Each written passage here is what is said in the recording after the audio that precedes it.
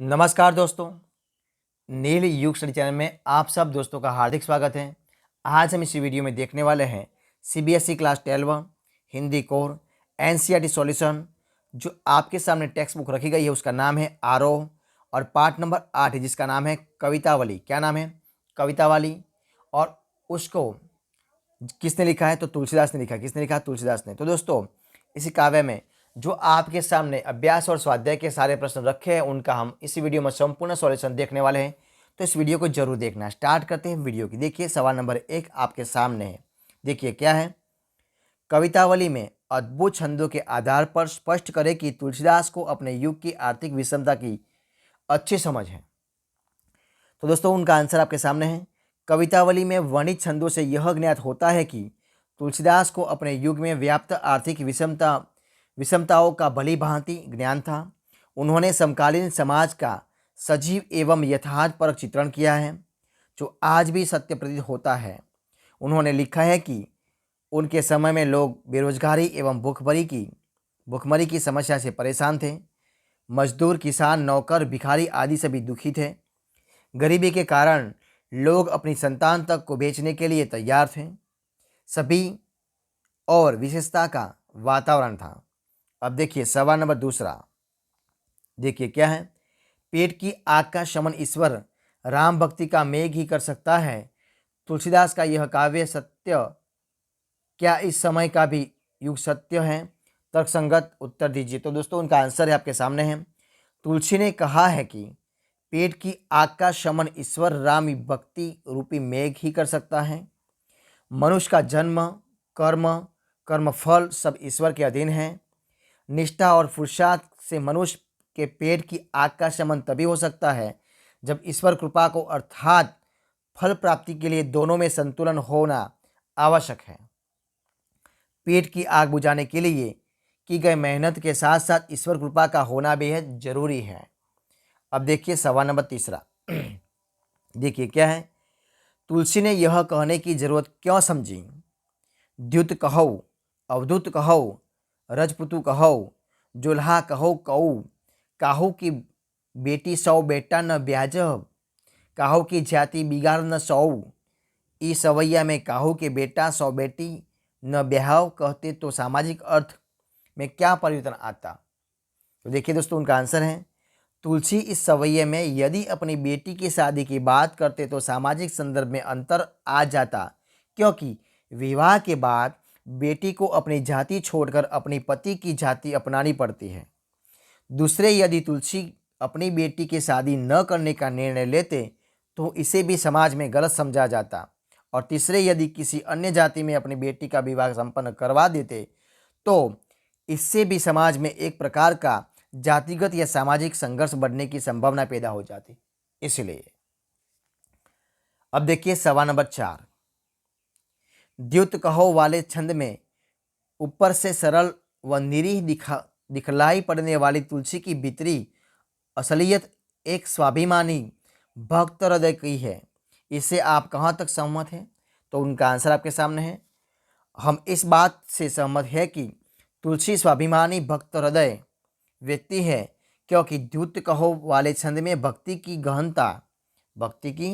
गहनता और सघनता में उपजे भक्त हृदय के आत्मविश्वास का सजीव चित्रण है, जिससे समाज में व्याप्त जाति पाति और दुराग्रहों के तिरस्कार का साहस पैदा होता है। वे कहते हैं कि उन्हें संसार के लोगों की चिंता नहीं है कि वे उनके बारे में क्या सोचते हैं। तुलसी राम में एक निष्ठा एवं समर्पण भाव रखकर समाज में व्याप्त दूषित रीति रिवाजों का विरोध करते हैं तथा अपने स्वाभिमान को महत्व देते हैं।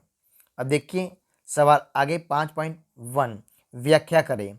मत हित लगी तजेहु पितु माता, सहेहु बिपिन हिम आत्म बाता, जौ जनतेऊ बन बंधु बिछऊ, पीतु बचन मनतेऊ नहीं औ।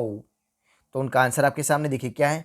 लक्ष्मण के मूर्छित होने पर राम विलाप करते हुए कहते हैं कि हे भाई, तुम मुझे कभी दुखी नहीं देख सकते थे।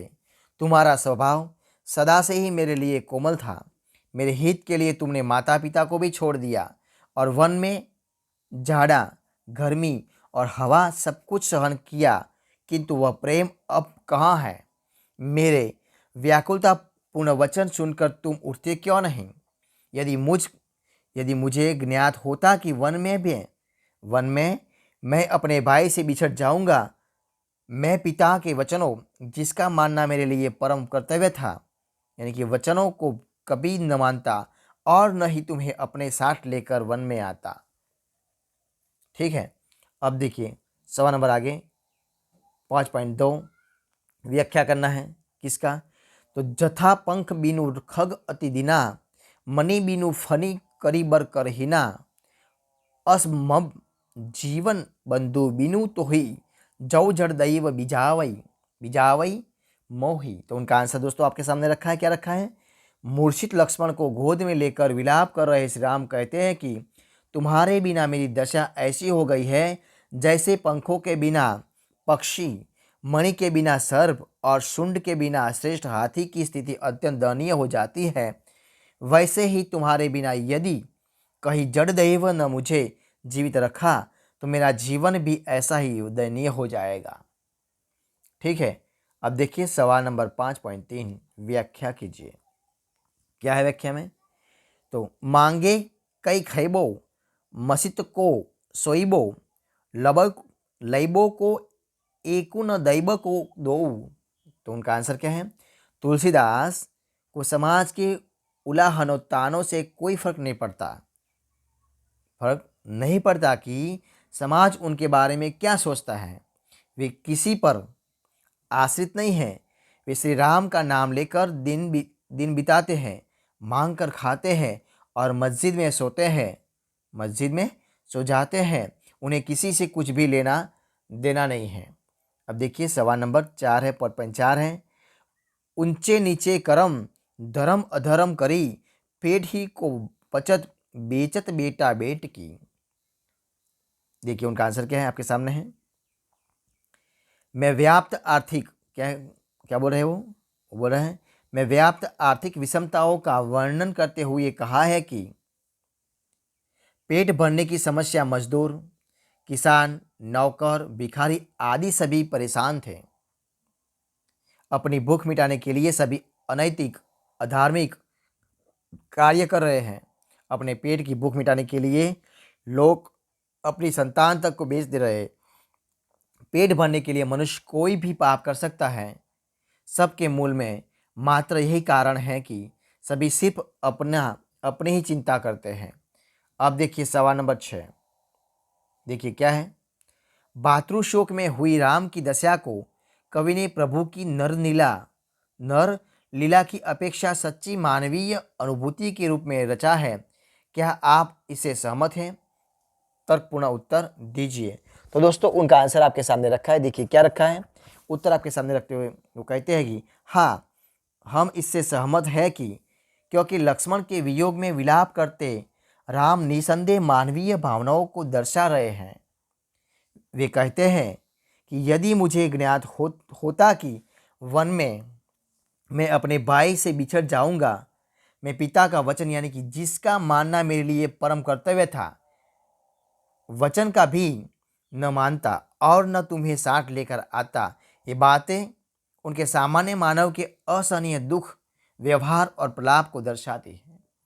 अब देखिए सवाल नंबर 7। शोकग्रस्त माहौल में हनुमान के अवतरण को करुण रस के बीच वीर रस का आविर्भाव क्यों कहा गया है? तो दोस्तों उनका आंसर आपके सामने है। लक्ष्मण के मूर्छित होने पर हनुमान जी संजीवनी बूटी लेने हिमालय पर्वत जाते हैं।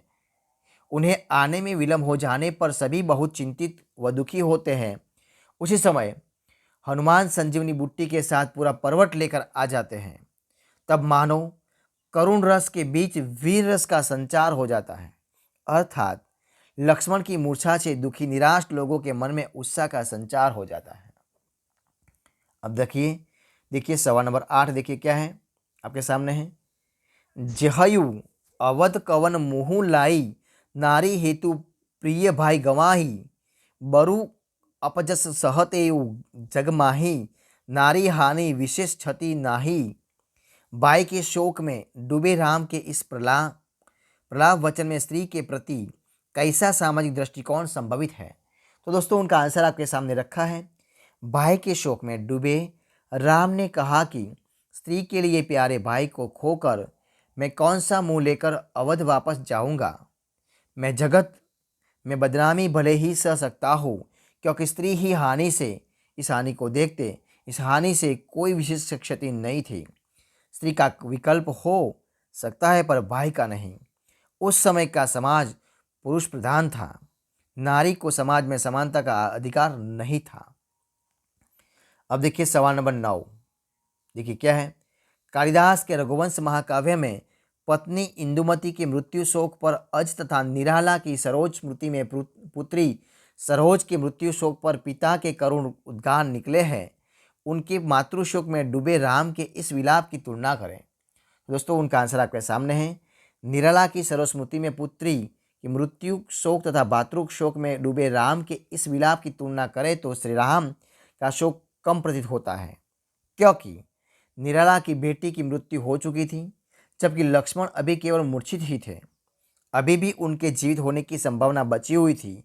साथ ही संतान का शोक अन्य किसी शोक से बढ़कर नहीं होता। ठीक है।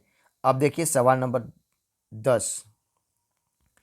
पेट ही को पचत बेचत बेटा बेट की तुलसी के युग का ही नहीं, आज के युग का भी सत्य है।